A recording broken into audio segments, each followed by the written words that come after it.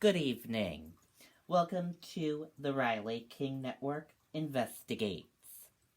Accused of domestic violence multiple times, man now charged with murder.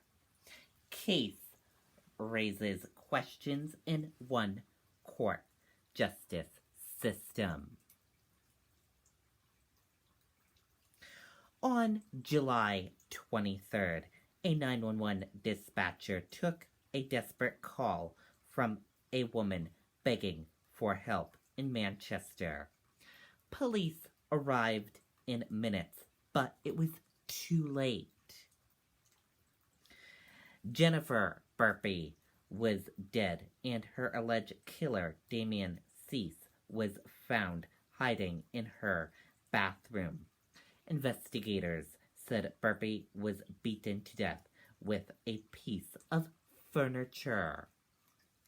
The Riley King Network Investigates uncovered Cease's lengthy, escalating criminal record and more on the victim who predicted her own death a year before it happened.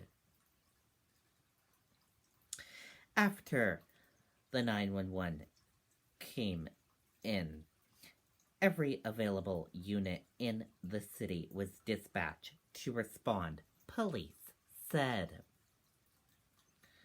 Ms. Burpee was deceased, lying just inside the doorway of her apartment, said Senior Assistant Attorney General Ben Adjett. Cease was taken into custody, and not for the first time. Manchester police said they arrested Cease 6 times since 2016, twice for domestic violence charges that involved Burpee. A third alleged assault against Burpee was investigated in August 2016. According to police, witnesses said they saw Cease kneeling on Burpee and punching her. On September 1st, 2016, Burpee told police she didn't want to press charges, and the case was closed. On July 18, 2017, another alleged attack was reported.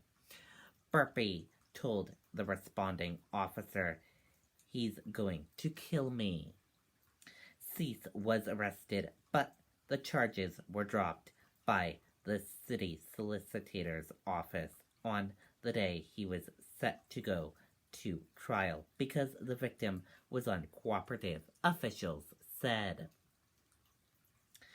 Another assault was reported October 29th, 2018. The police affidavit described a fight over alcohol. Cease was accused of choking Burpee, leaving marks on her neck. According to police reports, Cease said, "I will murder you, I will bury you, and no one will ever find out."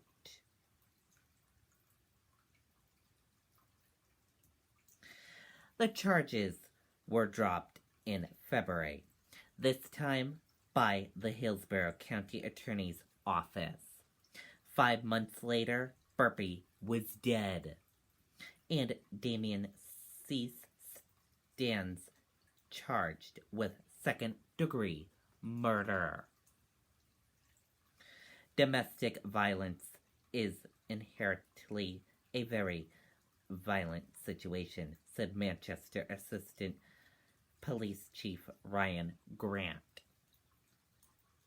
The Riley King Network Investigates obtained hundreds of court documents and police records for Cease. The file reveals that at the time of every alleged domestic assault on Burpee, Cease was on parole from a 2011 assault of a corrections officer. The Riley King Network obtained the audio file from a 2018 parole hearing. The recording revealed Cease had never received treatment for alcohol misuse. The parole officer recommended residential treatment, saying hopefully a program would give him a foundation.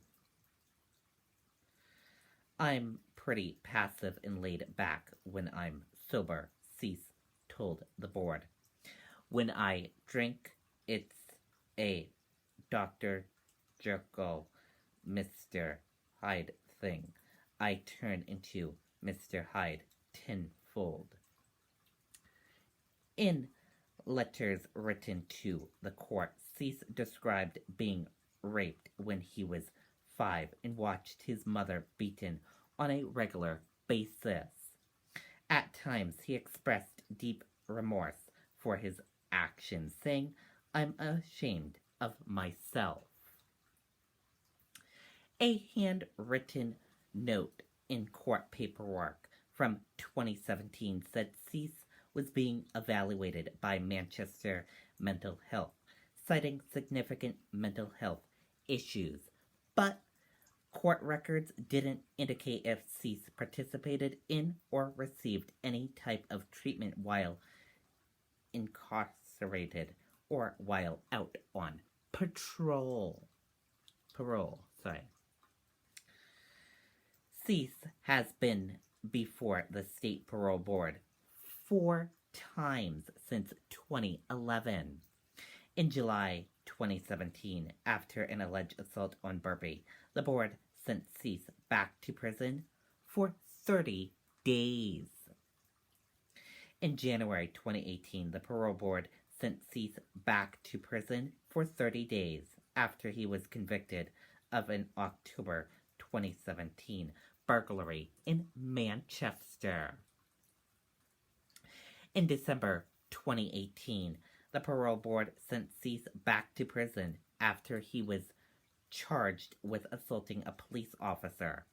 The parole officer told the board that Cease has been homeless the entire time he's been on supervision.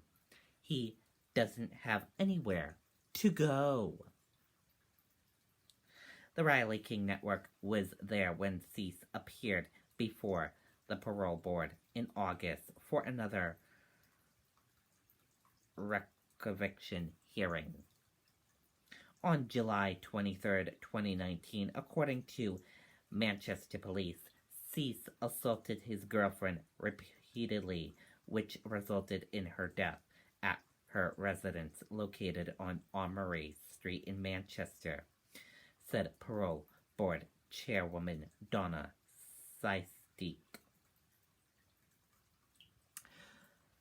The Riley King Network investigates attempted to obtain parole board records on Cease, but the requests were denied because the records are confidential. Seistik declined a request for an interview. The Hillsborough County Attorney's Office came under fire after County Attorney Michael Colin admitted he was not aware that a prosecutor in his office dropped strangulation and second-degree assault and criminal threatening charges against Cease 5 months before Burpee was killed.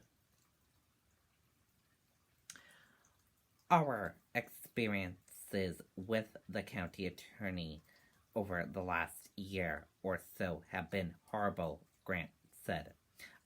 Our cases are not being handled appropriately.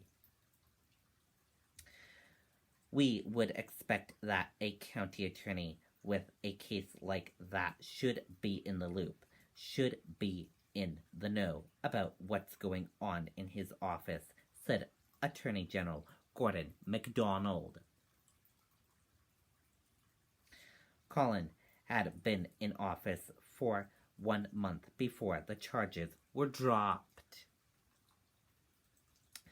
In this particular case, we had the unfortunate circumstances of not just a victim who wasn't willing to participate, but a victim who reacted as to the facts of the incident, Colin said.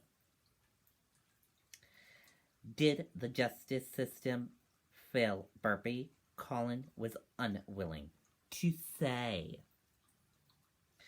No, I'm not sure I want to answer that, he said. In early September, the New Hampshire Attorney General's office took over control of the Hillsborough County Attorney's Office. Colin retains his title of a county attorney, but the AG's office has assumed control of all criminal prosecutions in the county. And that does it for the Riley King Network Investigates. And I hope you all have a wonderful night, and good night, and bye.